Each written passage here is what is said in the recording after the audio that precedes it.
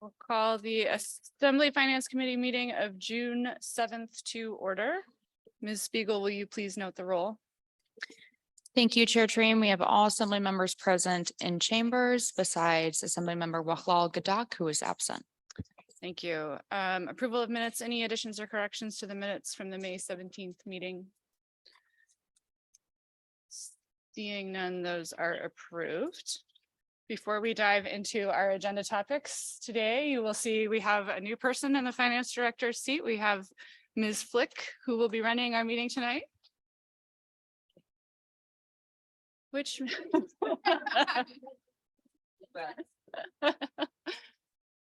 which means that it's Mr. Rogers' last meeting. So we need to celebrate.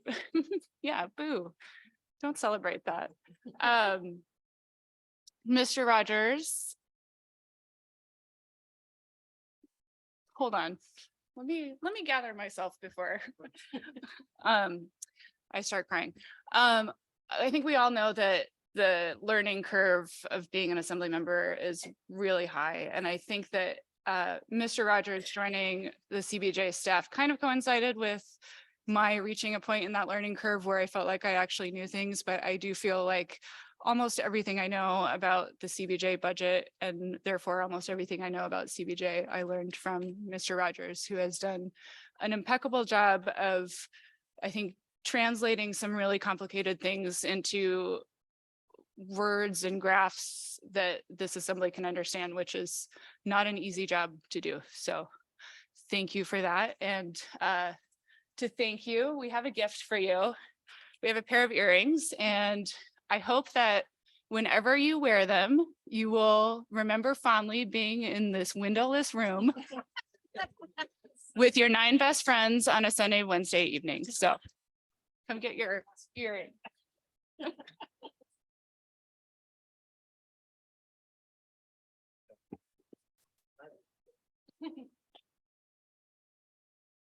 Take a picture with us. All right. Are we gonna do the like group pictures, or we just all get up front? Okay.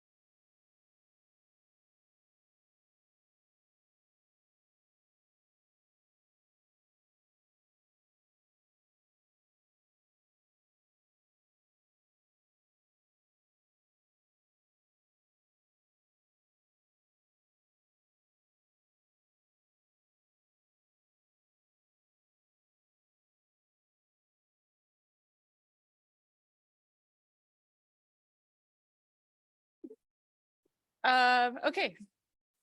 I guess we'll continue with our meeting then. First agenda topic is CBJ bonding capacity and general obligation bond planning. Ms. Flick. You actually are not done hearing from Mr. Rogers. He will be handling this item. Mr. Rogers. Chair Treem, happy to be in front of you one last time, presenting this last little look at debt capacity and general obligation bonding. I'll try to avoid reading the entire memo to you, but we'll focus on the graphs. Finance department really likes this graph. It's very interesting. It's a lot of things. It's a little confusing, but it actually captures a lot of stuff that's going on. I'm trying to hide floating video panel and then hide this dumb thing. Okay. So what you see here in the black line is the debt service mill rate. That's the portion of the mill rate every year since 1998. And the thing that's observable about this, and we've talked about this before because it's observable across the entire mill rate, is that about 15 years ago, it was a change in approach. And the debt service mill rate used to go up and down a lot.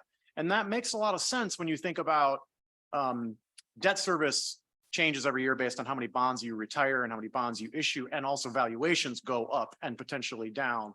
So naturally, the debt service mill rate, if you just calculated it out of the blue, you would often have a rate that becomes volatile, that goes up and down. There was an effort made at some point, and I've inherited it, to have a mill rate that is not as volatile, meaning that we control it. We don't let it go up and down as much. And that's been true across the entire mill rate, but we've applied that same logic to debt. Obviously, the debt service mill rate is a little complicated because by law, we staff effectively set the debt service mill rate to pay whatever debt service exists. It's not a rate you dial a knob on. The way that we've controlled that volatility is in the structure of debts that we issue, meaning that we are, whenever we can, issuing a debt in such a structure that it causes the mill rate to stay where we want. And since I've been here, wherever we want has been 1.2 mils. So we've always issued debts against that 1.2 mils. And in the period where we were getting not being reimbursed for school bond debt reimbursement, we did a number of things between years in terms of timing to spread that burden over a greater number of years so that we didn't have to raise the debt service mill rate to pay all that unreimbursed school bond debt. Also, funny deal that Mr. Watt and I've talked about a lot is that former Mayor Botello presided over a process where a certain amount of money was set aside to help pay future debt service.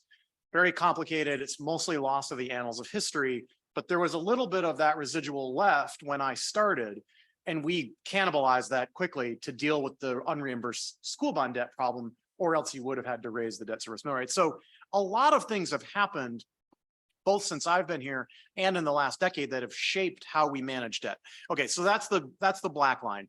Largely volatile for a long time, as high as 1.5, as low as 0.9, and then it stabilizes in this range at about 1.3 for the last more than 10 years, climbing briefly up to 1.5 and then falling back down again. But I think one of the things here that's important and interesting is that the vast majority of debt that we've issued in the last 25 years has been for schools.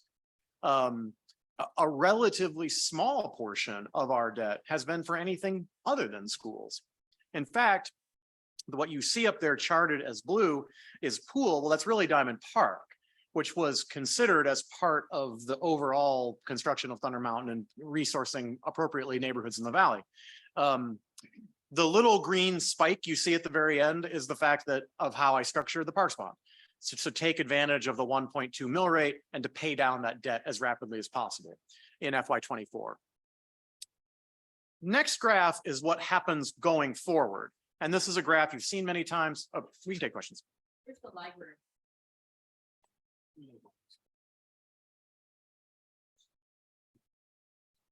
Mr. Watt thinks there were never bonds on the library.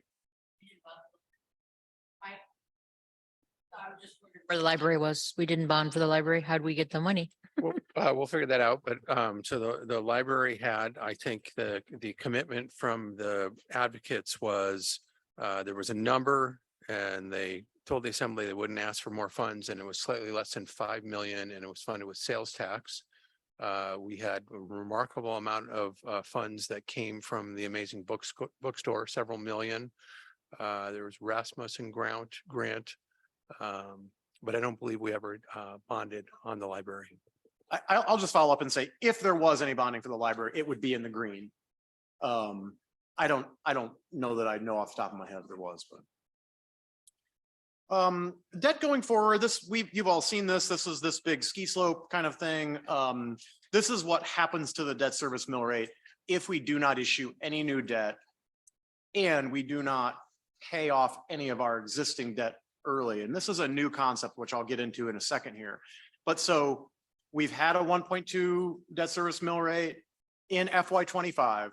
Absent new debt or paying off debt early, the calculated debt service mill rate will fall to something like 0.73.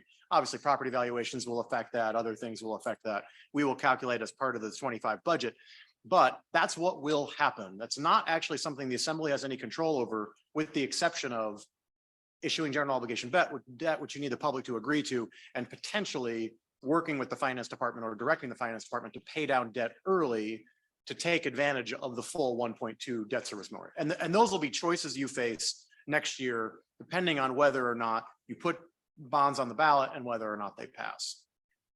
Obviously, it's not only we drop to 0.73 next year, it's that over time we continue retiring more and more debt and we get out to this long tail, which probably goes out 5 or 10 years, just like this, at about $0.25 mil, but something demonstrably less than the debt service mill rate we have today. I've walked you back in the memo. I've walked you back through an analysis that PFM did. PFM is our financial advisor on debt. PFM did a study and report for us in 2017. I've given it to you before. It feels kind of dated now because it's so long ago, but the concepts are still right, of 3 tests for local bond capacity. And those 3 tests were 3% of assessed value, 1.25 mils, or in their case, 1.5 mils, because it had been the high watermark, or about $5,000 per capita. There's a little table here where we look at what that suggests that our debt capacity is. So 3% of assessed value would mean that we have an additional 159 million of capacity. $5,000 per person per capita would mean that we have about $125 million of debt capacity. Those numbers are wildly higher than the test for tolerance to the debt service mill rate. So we think of tolerance to the debt service mill rate simply as how much can the public endorse or endure in terms of property tax for debt. And this is really, it's a measure of the public's interest. It's also a measure of your willingness. You're probably not going to put bonds on the ballot right now that raise the debt service mill rate above 1.2, or certainly not above 1.5. With a debt service mill rate tolerance cap of 1.5 mils, we have capacity for about $78 million of new debt. Using the 1.2 as the tolerance cap, we have implied debt capacity, additional from where we are today, of about 48 million. And I'm going to show you that 48 million calculated just from the other direction in a second. This is what, okay, so the takeaway for us as staff from the 2017 PFM analysis, and it frankly was their conclusion too, ignore anything other than mill rate tolerance, right? I think the point is, if you think that you, the assembly, and the public can tolerate the mill rate and its impact on property taxes, you won't approach any other measure of debt capacity, right? As in, we as a community have way more sort of academic or textbook capacity for debt than we will take on at these sort of threshold levels. Okay. Considering that we would use mill rate tolerance as the measure for how much debt we could issue, this is what $10 million looks like. So $10 million of debt is that yellow wedge sliver up there. So $10 million of debt issued for 25 years at 4% interest. This is what it does to the mill rate. So you notice in that very first year, I had said it would fall to 0.73. Instead, it falls to 0.83. And then in the out years, it's actually less than that. So $10 million of new debt issued for 25 years at 4% corresponds to 1/10 of 1 mil. That's kind of convenient. The numbers all just work out mostly like that right now. $10 million of new debt comes out to 0.1 mils in the debt service mill rate. So from 0.73, which is what we calculate as where the debt service mill rate would fall to in order to get up to 1.2, you would be able to issue $48 million of debt. So this graph shows you what $48 million of debt would look like. Again, new debt issued for 25 years, 4% interest. This is what $48 million of debt would look like. You would keep the debt service mill rate at 1.2.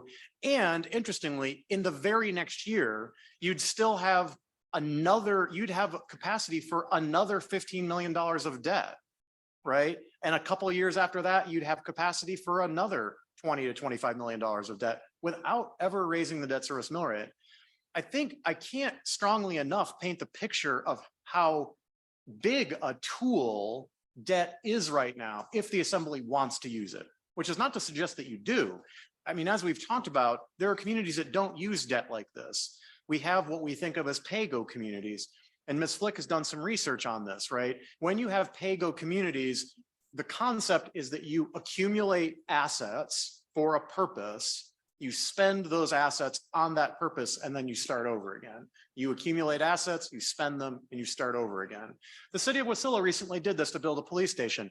They implemented a 1 or 2% temporary increase to sales tax. It ran for as many years as it needed to pay for a police station, and they turned it on and turned it back off again. No debt. They voluntarily taxed themselves and they set all of that tax aside and paid for a police station. It is a way to do things and that doesn't require debt. As I've said several times, one of the advantages of debt is that you align who pays with who's using, right? Anytime you accumulate assets and you spend it on something, somebody from yesterday has paid for something that's going to be used by somebody tomorrow. Nothing wrong with that. I think we're building for the future. We're paying it forward to future generations. But debt is a structure that allows you to say, we're going to build something today with money we don't have, and it's going to be paid for over the next 25 years by those people who use it, or at least have the ability to use it. So there is that potential advantage to debt. I go on in the memo to just make the note about accelerating debt payments. We're a bond not to pass in the fall. And we were contemplating whether or not to allow the debt service mill rate to fall to whatever we needed to pay calculated mandatory debt payments. We do have a bond today that is redeemable or callable, different words. We can, it's like paying off your mortgage, right? We would look out at the end of that bond and we would just start paying off the principal 10 years from now, paying off the principal 9 years from now, paying off the principal 8 years from now with today's money, until we had gotten ourselves enough debt to pay that we would keep the debt service mill rate at 1.2 and we would pay off those bonds in that year. So that's an option. And that will be something I think that the Assembly Finance Committee needs to work with staff on. Obviously, if a bond passes, we would we would create a structure of the debt so that the 1.2 mill rate was not exceeded, at least in the first year, or perhaps for more, if we thought the community didn't have an appetite immediately for new debt. My recommendation at the bottom is not to think you're starting in a void, right? In terms of projects you might bond for, you already have a 5-year CIP. You already have a legislative priority list. You already have assembly goals. You already have the work that's being done in the Joint Facilities Committee with the school district. I think you have places somewhat immediately to look and say, there's already a project we've been talking about. It's not new. And we want to bring it to the table. Alternatively, there are always new things, emergent things that the assembly could think about debt financing. I get asked a lot kind of what the sidebars on debt financing are. You can debt finance anything that will be a capital asset of the city. We have to own it. We have to operate it. It has to be tangible. Like you can't debt finance operations and you can't debt finance a grant, a third-party grant. You can't debt finance a facility for somebody else. By charter, we can only debt finance capital developments, capital acquisitions of the city. And you could probably construe that broadly, but you can't pay for operations and you can't pay for third-party grants, including grants that would beget other capital developments by third parties. Ms. Hughes Candies. Thank you, Madam Chair. Thank you, Mr. Rogers. This is all great information so far. So just to clarify those sort of sidebars that you're saying that you could construe somewhat broadly. If it's a capital asset that's owned by the city, and you also said operated by, could that be something like through a third party that the city is contracting with, or do you want to talk about that at all? That's okay. I mean, we ask this kind of question of bond counsel all the time. We tend to get back mostly clear answers on what seems allowable and what's not. I think if the city was to build an asset that we were going to own for a public purpose, but we chose to have somebody else manage it, I don't think that would present any issues. That's essentially the relationship we have on Centennial Hall today, which is got debt financing on its improvements right now. Perfect. Thank you. Mr. Smith. Thank you, Madam Chair. Mr. Rogers, on this recommendation section, you say avoid bond sales under 10 million.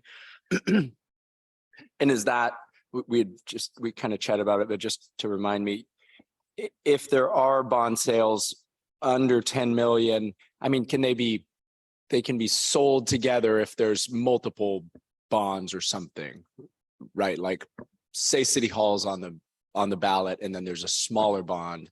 They both pass, we wouldn't lose the economy. I mean, we'd still be able to gain the economy of scale with the small bond, assuming a larger bond passes. Assemblymember Smith, that's correct. If the public were to endorse two general obligation bonds, we would try to sell them together. We would effectively blend them together for the purpose of selling the bond. All of the appropriations and the authority, the way we manage the projects would all remain separate, but simply the selling of the bond, me going to the market and getting the money, we would just blend them together and pay them as one bond issuance. Conversely, the opposite is also true, and we do the opposite a little more often, which is that we sometimes have a bond authorization that's been approved by the public for 25 million. We're not ready to spend 25 million in the next 2 years. So we might issue 15 million today. We might issue 10 million more 2 or 3 years from now. So when I started, my predecessor, Mr. Bartholomew, was issuing the very last little bit of an authorization from 2013. That was the general obligation portion of the airport that had been earmarked for them a really long time ago. We had the public authorization. We just hadn't issued the bond yet. One little note, I cannot issue revenue bonds and general obligation bonds in that mixed way. Revenue bonds follow a much different logic than do general obligation bonds. So I can combine general obligation bonds, but not revenue bonds and not GO bonds with revenue bonds. Thank you, Madam Chair. Just another question. Are the higher interest rates, that we're hearing about from the Fed or whatever, I mean, how does that impact our cost of borrowing? Or anyway, could you speak about that, if that's clear enough? Yeah, it's a good question. There's a bit of a truism in municipal finance that our investments will earn just about as much as our debts cost us. That's the rare advantage of being a municipality. As a human, as a person in the world, you can't do that, right? Your debts will always cost you more than you make on your investments, relatively risked. Because we make on our midterm portfolio about what bond debts cost us, thinking about having the cash or having the debt is a bit of a wash.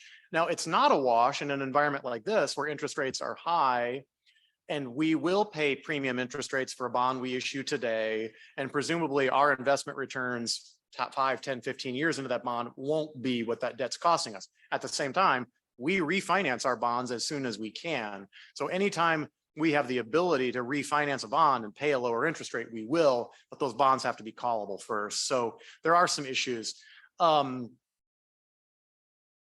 It's a little bit 6 of one, half a dozen of the other. I would caution you more about the one-time costs. I was just saying to you earlier, bonds, there's about $100,000 of fixed costs. If you issued $100,000 of bonds, there'd be 100% cost. If you issue $10 million of bond, it doesn't go from 100,000 to $1 million. It goes from 100,000 to 120,000 or whatever. Like, there's a lot of fixed costs at the bottom end. I say avoid bond sales under 10 million. If the assembly wants to bond for something for 7 or 8 or 9 million, I think you should do it, but just be aware that one-time costs do diminish the efficiency of debt financing considerably. It's actually interesting, just by way of the math, because I think we have time. On Monday night, you authorized a $27 million bond. I've received interest from an assembly member to see a $22 million version of that same bond ordinance.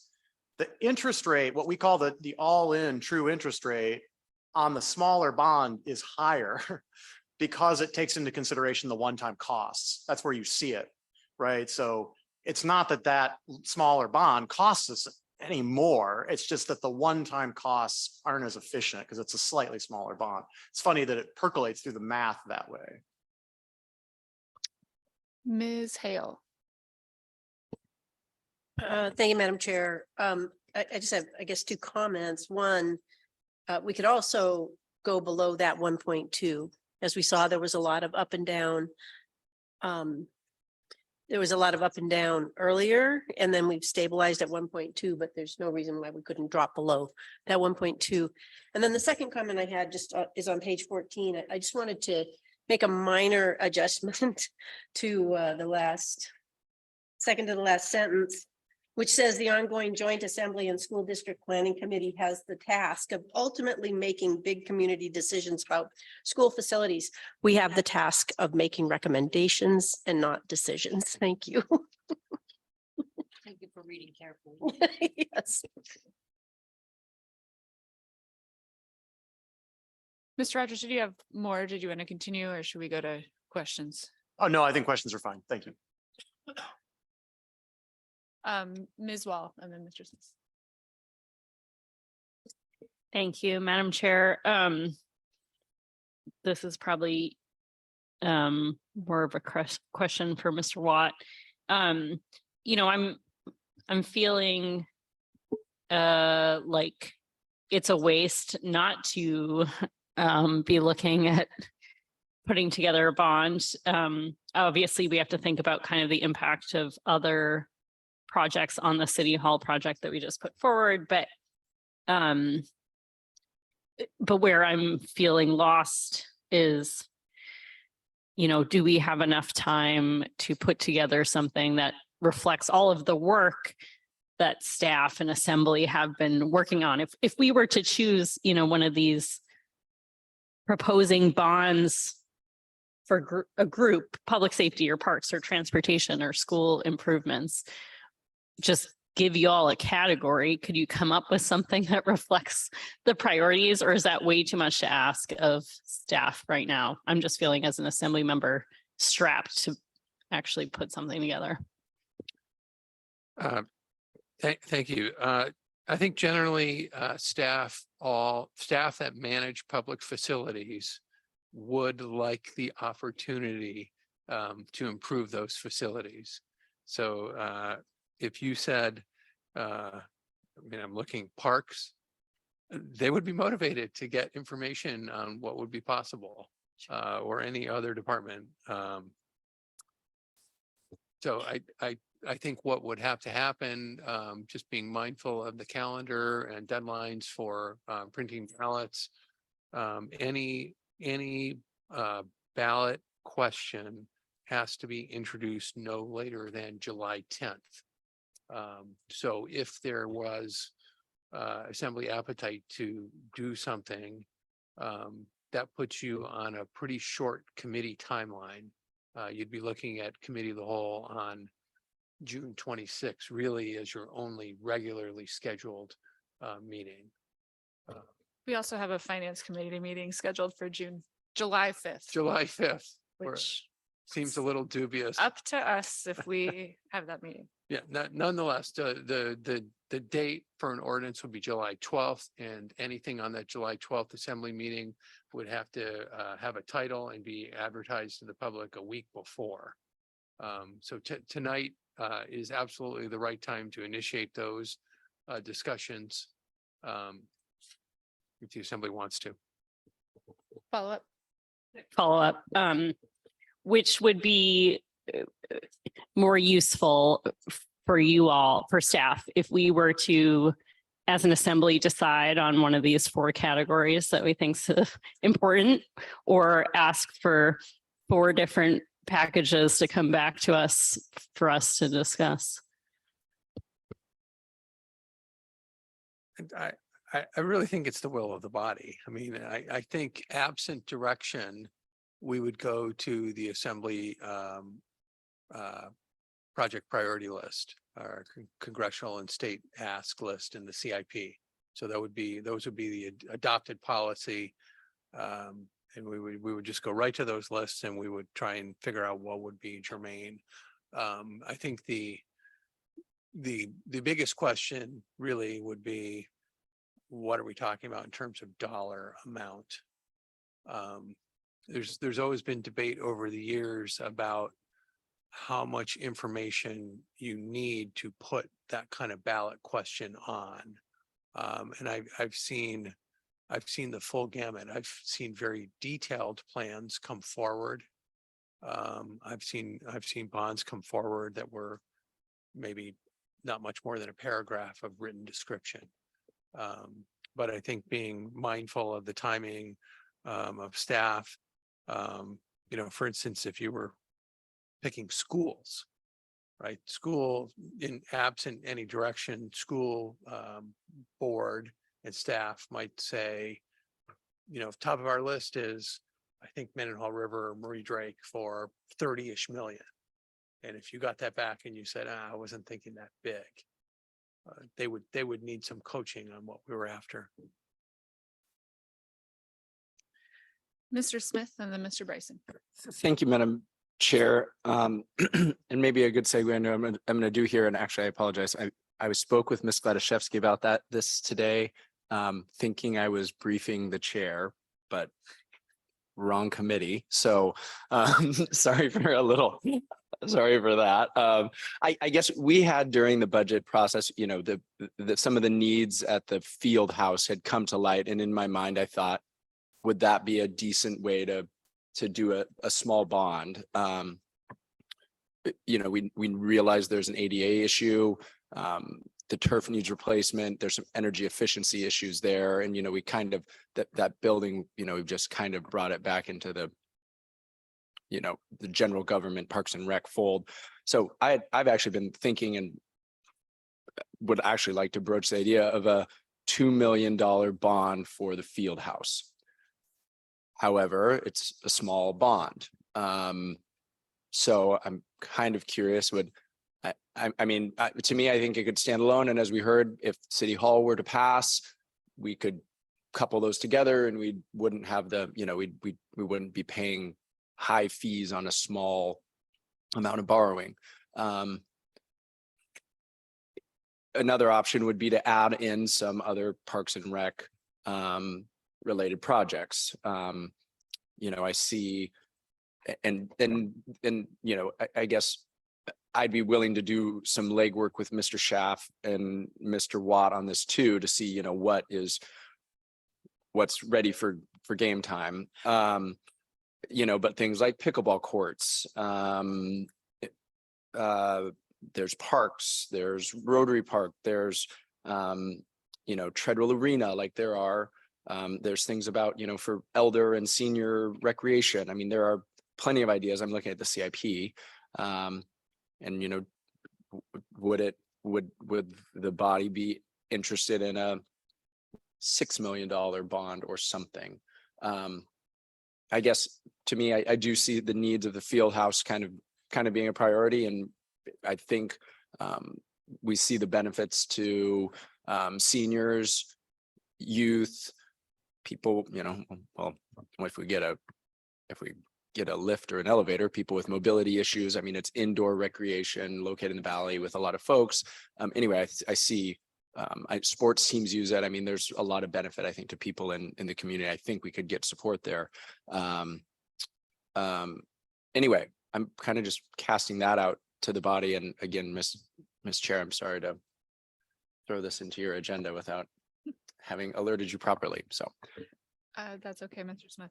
I've got Mr. Bryson, Ms. Wall, Ms. Huskandis, and Mayor Weldon, not Ms. Wall. Mr. Bryson, Ms. Huskandis, and then Mayor Weldon. Mr. Bryson, go ahead. Thank you, Madam Chair. Um, Man, I was kind of optimistic on Monday, even though it didn't go quite the way that I was expecting to. Like, I really thought that there would be a chance that we could actually build City Hall. If we bring another bond forward, we will get the exact same results that we received last time. Oh, we can vote for a small bond to do a few things and skip the big one. I mean, that's one of the factors that people said was, oh, we could vote yes for something and tell the city no on something.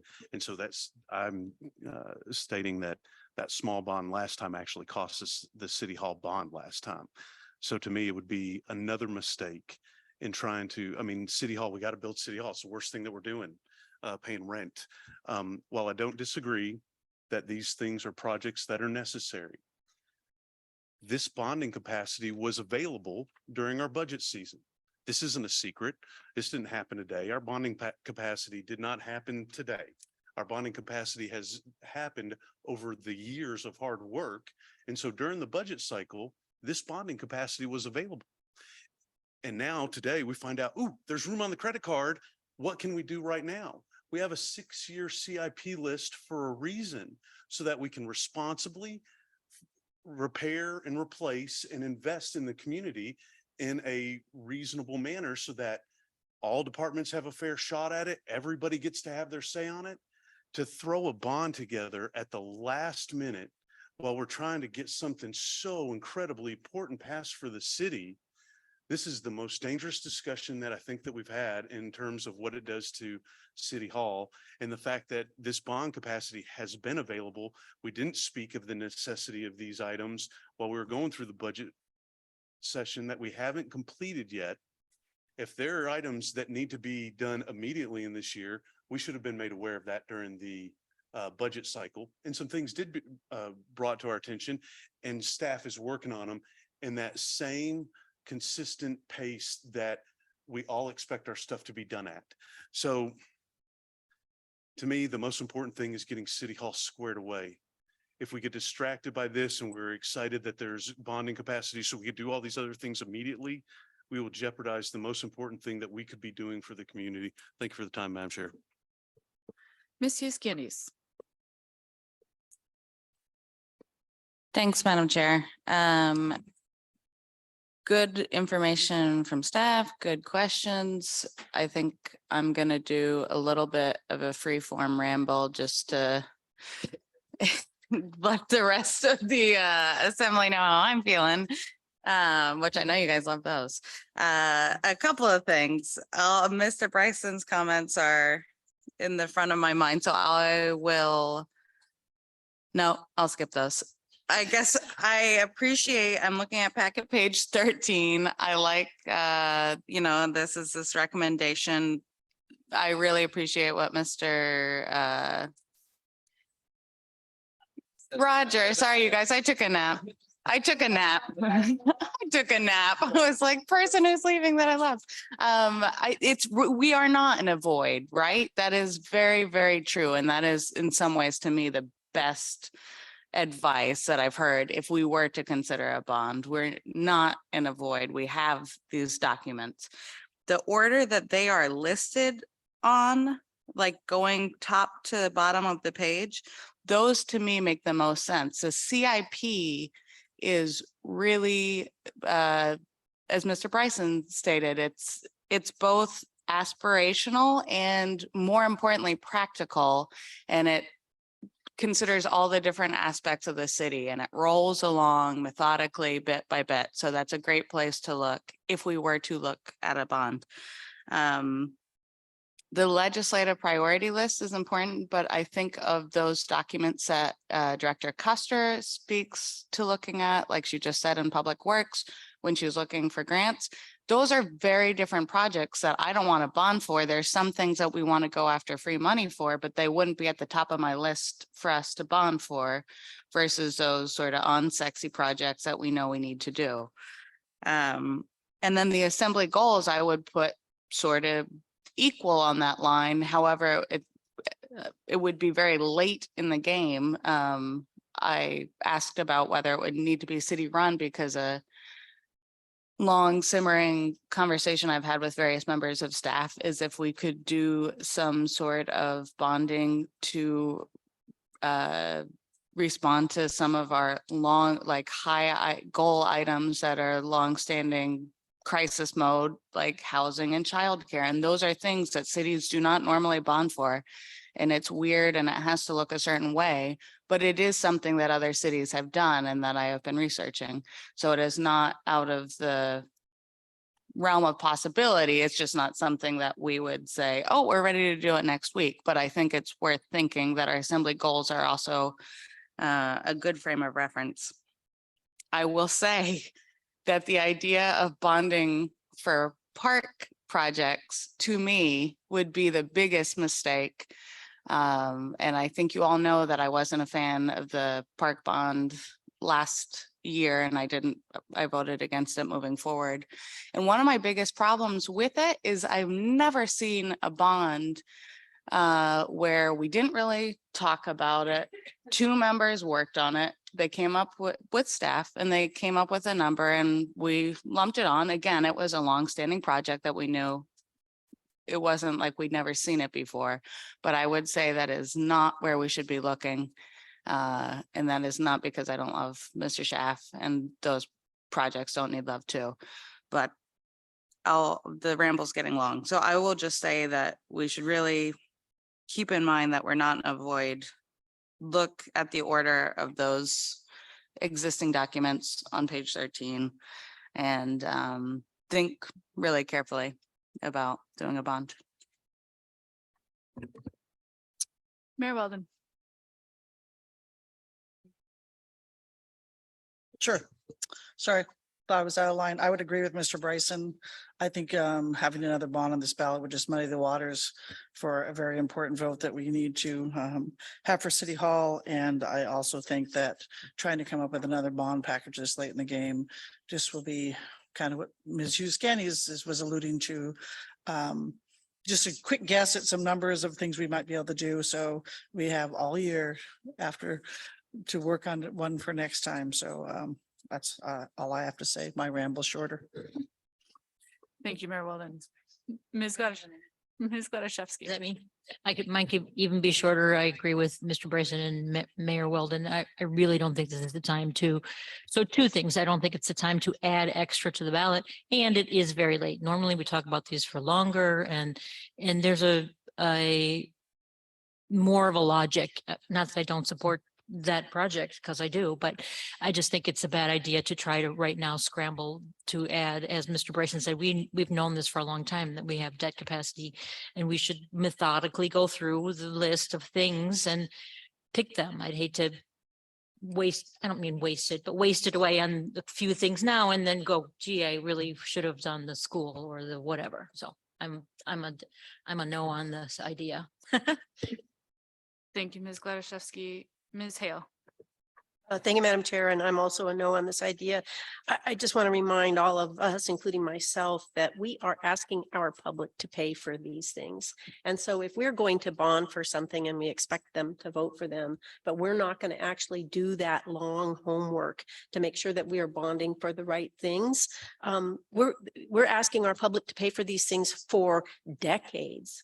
Thanks. Mr. Smith.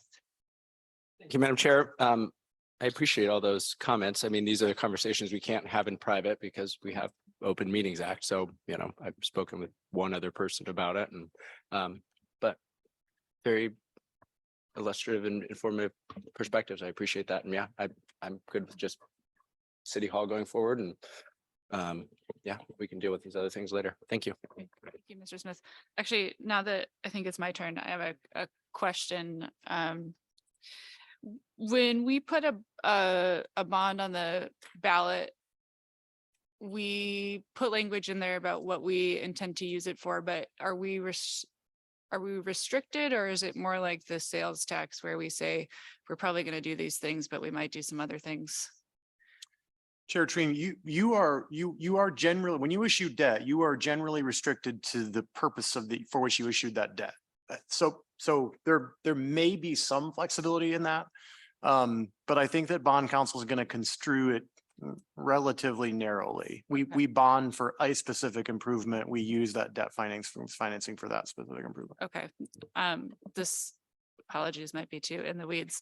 But for the project that Mr. Smith mentioned is a parks project. Last year we did a parks bond. Do you think that's too far away from the purpose of the bond we put on the ballot? Do we have room to go back and take some of that money and use it for a different project if we wanted to? I'm not suggesting that I want to do that. I'm just curious if that's an option. Chair Trima, I'd have to go back and look at what exactly the language was in that bond. I do remember that the language, at least in part, was quite general, other parks improvements.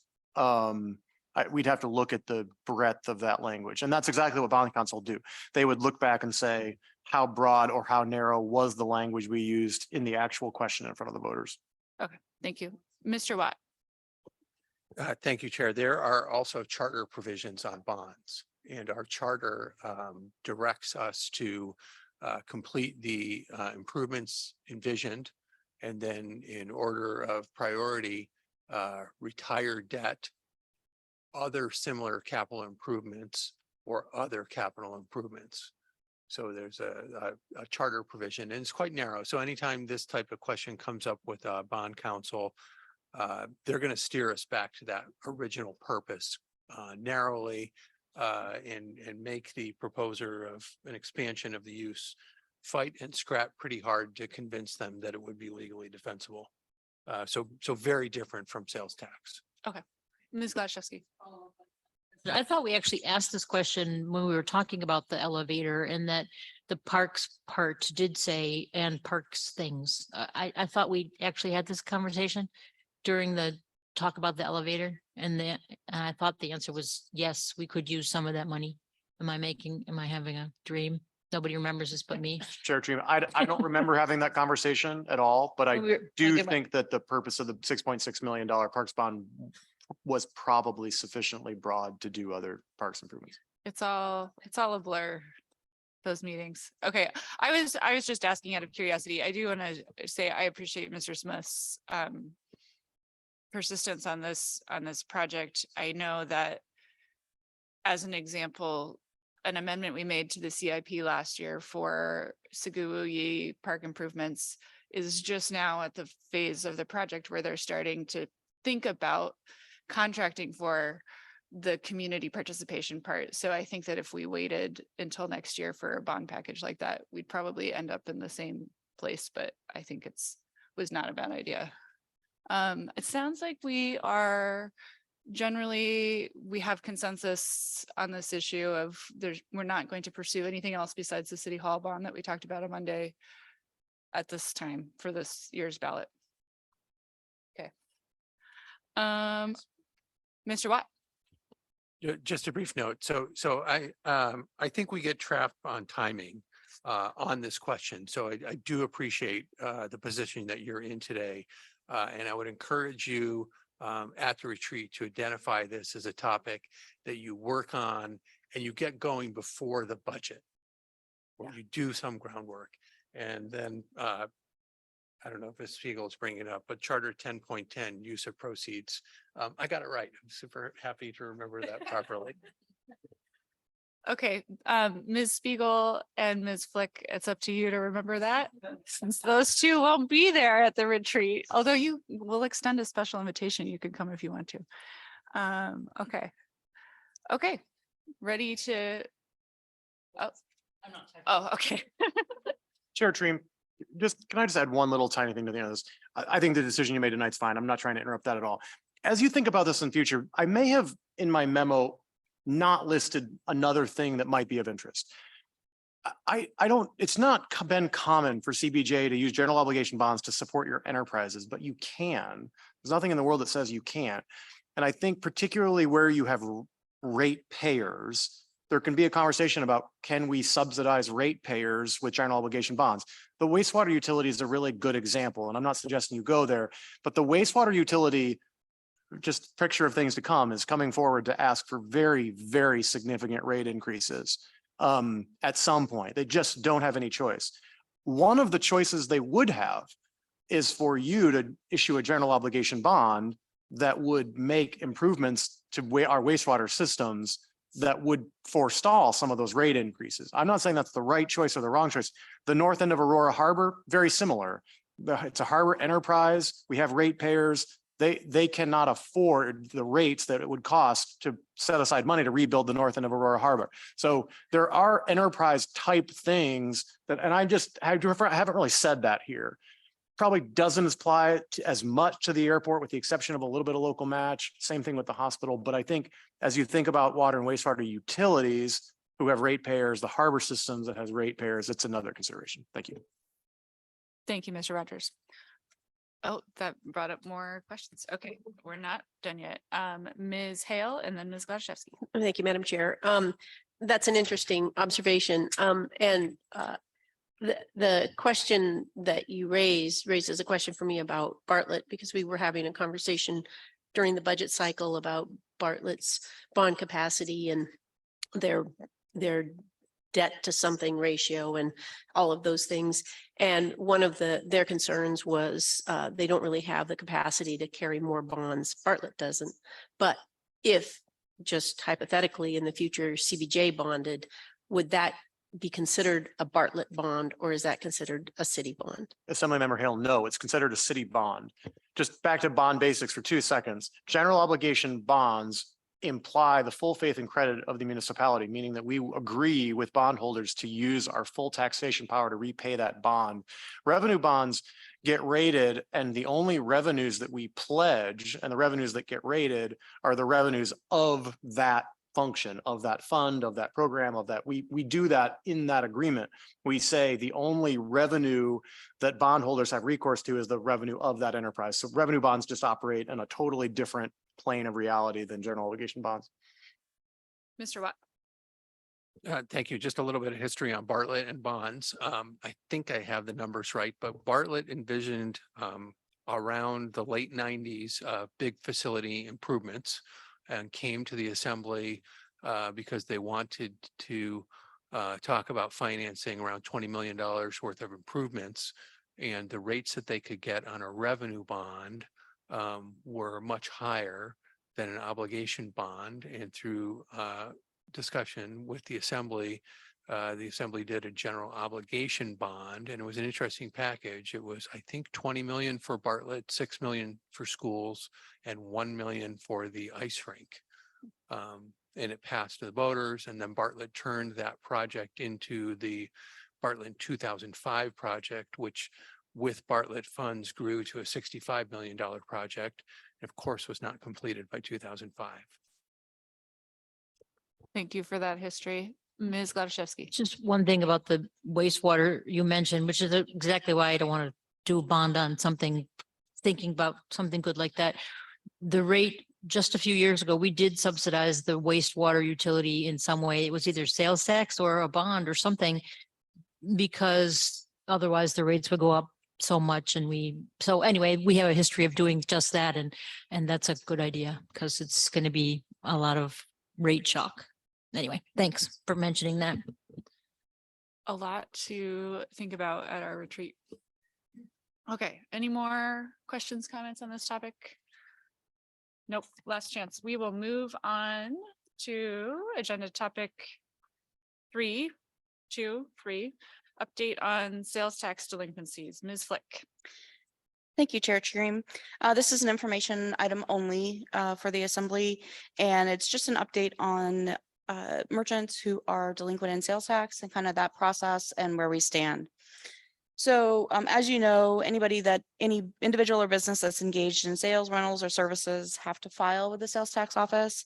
They need to charge and collect sales tax and remit it back. So back to CBJ. There's timeframes for that. And you all made an adjustment in December with small businesses, giving them an option to do that annually if they were under a certain amount of sales every year. Even if an organization is completely exempt in their business, they still are required to file with the sales tax office. They may not have collected sales tax, they may not need to remit that sales tax, but they are still required to file. So as we look through those, the list of those that are who are delinquent, you'll see a combination of for-profit businesses, maybe some nonprofits, and you may see organizations on there that are required to file, even though they may not have to collect and remit sales tax. So just to make that a little clear to you. We have really good merchants in Juneau. They do a good job. They abide by the code, they collect sales tax, they do their filings, they remit those. We do have a handful that don't comply for a number of reasons. And we typically reach out to those. We have an idea of, we know when those merchants should be filing and submitting their information. We typically reach out first by mail, usually a couple of months after they are non-filing with us. And then we start working closely with CBJ Law and collections to figure out what the next appropriate steps are. We often do sales tax estimating for ongoing businesses. We notify those businesses of what their estimated sales should be and therefore what they should have collected and be remitting in sales tax. We enter into some legal and court actions in some cases. We use a tool that's called confession of judgment, whereby a merchant basically says, yes, I do owe these things and here's how I'm going to repay them over time. And then we also do use third-party collection agencies to help us with efforts in collecting. One of the things that we've been doing recently is working very closely with law to look at the whole list of organizations that we need to work through and trying to prioritize those. And we have reached agreement with finance and law that we think the best use of our resources is to help those merchants who are currently in business and an ongoing foreseeable business to get into compliance with the sales tax code. And so that's where we've really started prioritizing our resources.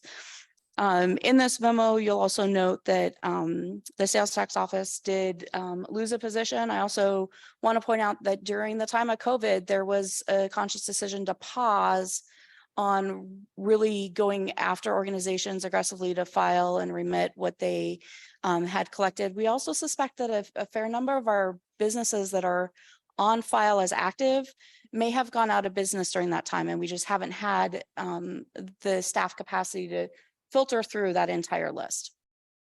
So the point of this memo and presentation for you today is to let you know that we are actively working cases. We're engaged with law.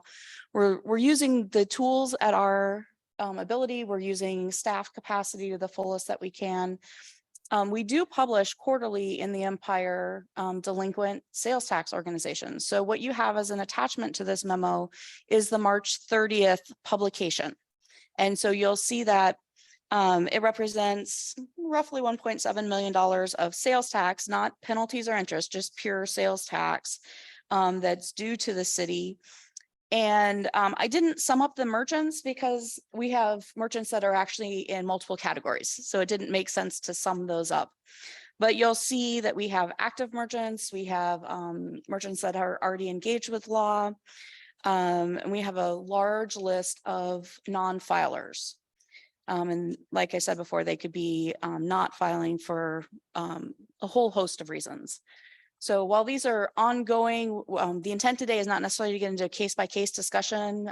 That's probably something we can work with law to find the appropriate forum to have those discussions if you have particular questions.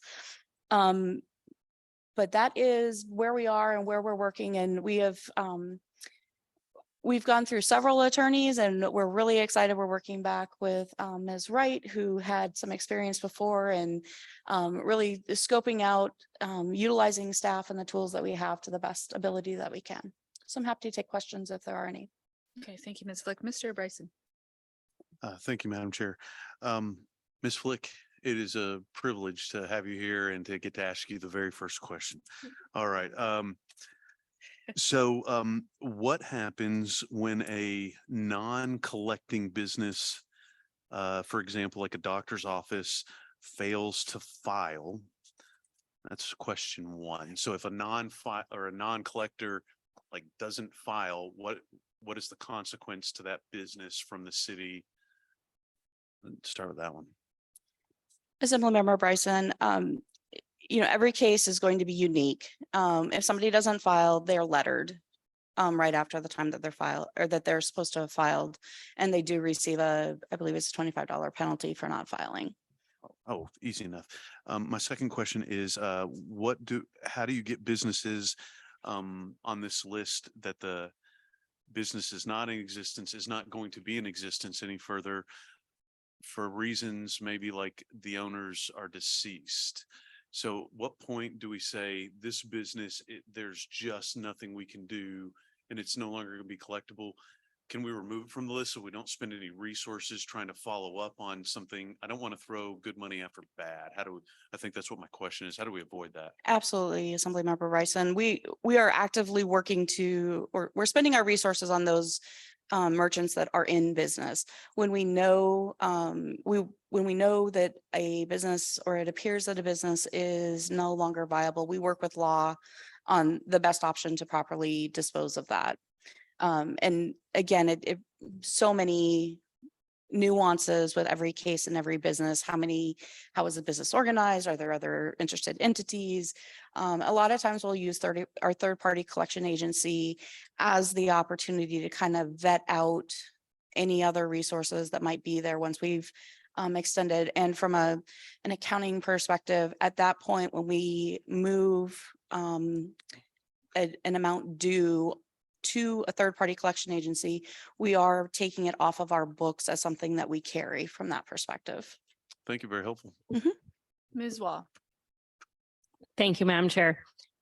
Recognizing that a lot of these are case by case, I'm curious, are these businesses that aren't in compliance usually collecting sales tax and not remitting it, or are some of them just not collecting sales tax, and what happens to them?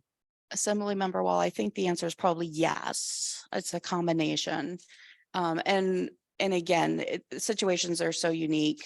If there's particular ones that you'd like to look at further, we can kind of dig into those. But, ultimately what we're trying to do is get merchants to be in compliance. They need to collect, they need to calculate, they need to collect, and they need to remit. Ms. Hale.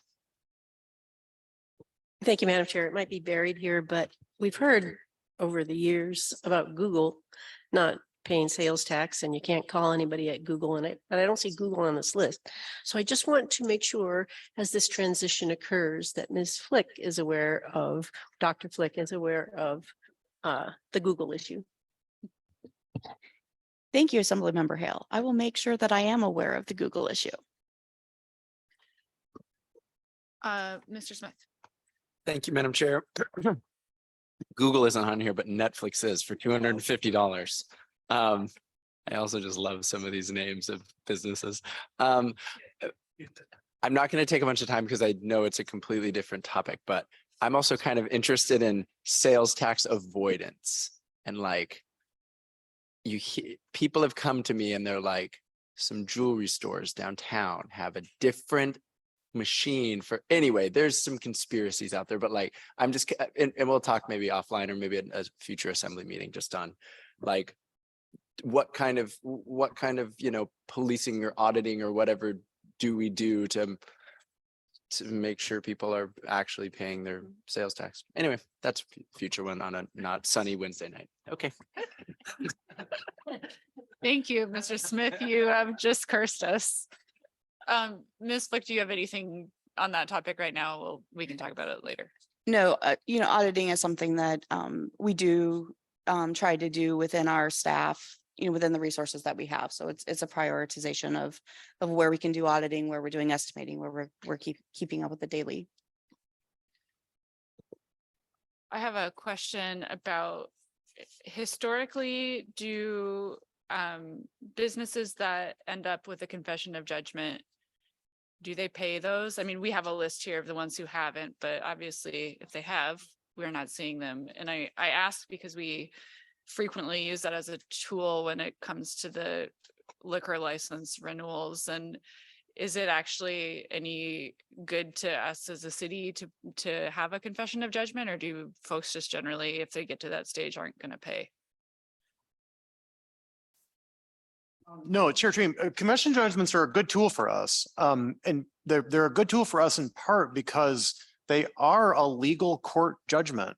And so when somebody signs a COJ and then they don't follow through on it, it's not like we're going to the court for the first time and saying, we have an issue with a merchant who didn't do something under the law. We're going to the court and saying, we already have a court judgment that's been agreed to by the defendant. So we're much further along in the process and we have access to a different series of steps with the court than we do otherwise. We have merchants who get behind and sign COJs and get caught up as soon as their business allows them. And we have others that never do. It happens both ways, but for many merchants, a COJ is a reasonable way to amortize that liability over time. We do a lot of COJs. Nothing holds us back from doing them when we have a merchant who's expressing a desire to get back on track and needs a payment plan to do it. I will say this, we do not work with merchant on payment plans if they're delinquent, except for the COJ process. That's good to know. Mr. Bryson. Ms. Stream, I was just going to share about a decade ago in my personal day job, had a horrible winter, got behind, did a confession of judgment, and it actually allowed us to stay in business. And we took precautions, but yeah, it is a tool that that business owners use. And I think Ms. Flick made a great statement that we have a great business community here. We have a lot of compliance business owners. They live and breathe. I mean, it's not like you have strange ownership. There's a lot of direct ownership here in the community. And so it goes a long way, but I was going to just echo Mr. Rogers that it is a tool that the businesses use and it helps businesses. You don't want to, if somebody's already in bad times, giving them an out to correct it. It's helping the business out. Thank you for the time. Thank you, Mr. Bryson. On that note, how many sales tax filers do we have? Because this list is maybe like 500, but I'm assuming there's a lot more that are not on this list. Chair Dream, 4,000 is the number that sticks in my head. Okay. That number could be wrong, but Thank you. it's in that ballpark. Any more questions on this topic? Okay, seeing none. Last agenda item, Wildflower Court Bond Covenant Waiver, Ms. Flick. I am happy, Chair Treem, to pass this over to Mr. Rogers. Thank you, Chair Treem. This will be the dullest subject on which to possibly end my CBA finance tenure. I've given you a memo that just covers a request from Wildflower Court, same request that Wildflower Court made last year to waive a required rate study. I won't go into it. Wildflower Court has struggled. Revenue bonds include a certain number of covenants or agreements that say if an enterprise starts to struggle financially, it's required to do certain things. The thing, as we all know, that Wildflower Court is doing is selling itself to the city. So this whole question in this particular moment feels either moot or out of asynchronous with everything else that's going on. I would encourage the assembly to do nothing. And presumably the underlying bond of Wildflower Court will be retired, paid off in July, August. And this will no longer, this issue will just become moot at that time. So I would say have it, do nothing tonight. And in the event that the transaction between Wildflower Court and Bartlett Regional Hospital does not transpire, I think you probably have to revisit this. Okay, thank you, Mr. Rogers. Oh, Mr. Smith. Go ahead. Thank you, Madam Chair. I just want to thank Mr. Rogers for his many years and many memos with good recommendations. I like this one again on a sunny Wednesday, but thank you for your years of service. And I'm happy to abide by your recommendation on this Wildflower Court waiver of required rate study. Thank you, Mr. Smith. I think this might be your most well-received advice to the assembly ever. Yeah, do you want to say anything? No, I mean, this is, I'll just say this. This has really been the best job I've ever had. I remember when I first told Mr. Watt that I was planning to depart the community and I would depart the job. The first thing he said, which I think is what all good supervisors say, is there anything I can do to keep you? And I said, no, I said, if the job was portable, I would take it with me. And it has been the best job of my life. And I have been happy to be here. And I will miss you, as wild as you are and sometimes difficult to deal with. Really good staff in the finance department. I spoke today to the Rotary. I'll speak to the chamber tomorrow and said sort of shared final thoughts. But there was one slide about how lucky we are to have a unified municipality with a manager. I know that sounds so stupid, but like when you go to national conferences, either AML or not AML, but NACO or GFOA or ICMA or any of the big conferences, you talk to municipal officials from all over the place and you realize how really messed up and backward other municipalities are. And a lot of it is structure. We are really incredibly lucky to have this structural, it's so stupid, I get emotional, but like this works. We actually serve the public really well. We actually do stuff that matters. And having been a state employee for 10 years, I know that, the bar here is low. It's not real big to clear, but Juneau's government works, and I feel blessed to have worked here. And if I've made anything a little better, I'm really thankful for it. You certainly have. Thank you, Mr. Rogers. Anything else to come before the Finance Committee? We are adjourned.